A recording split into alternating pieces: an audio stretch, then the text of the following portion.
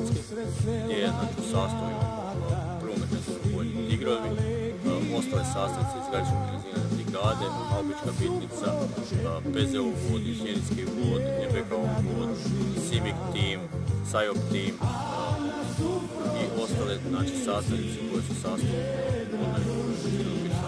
Mi do danas smo pogotovo uvježbavanja u svrhu pripreme za vježbu na zemljištu i vježbu koju ugađa unutar 17. Također, kroz ovu borbenu grupu uvježbavali smo, pripremali smo mehaniziranu satniju koja je u sastavu prvog hrvatskog kontingenta za Litvu. I također će biti ta satnija ocjenjena u svrhu ispitivanja njene spremnosti za odlazak na zadaću u Litvu, gdje bi zajedno sa Lead Nation vojna iz Njemačke borbene grupe gdje bi pristupali njima krajem 11. mjeseca provodili zajednička uvježbavanja, vježbe, a u svrhu prednje prisutnosti Weekend Presence sukladno NATO direktivi.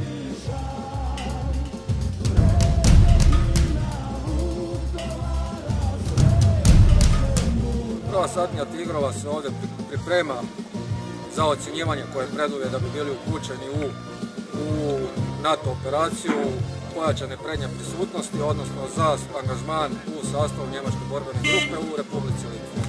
Prvi put imamo da se razvija, da se provodi manevar mehanizirane bojne. Ovdje sad imamo kompletnu bojnu koja se nalazi u manevru i razvija se u samom taktičkom području.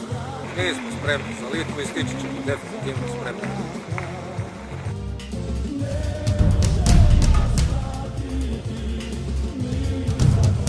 Da, patili smo zahtjevnom terenu, poligon je težak, onako dosta škakljivih situacija, uglavnom izazovno.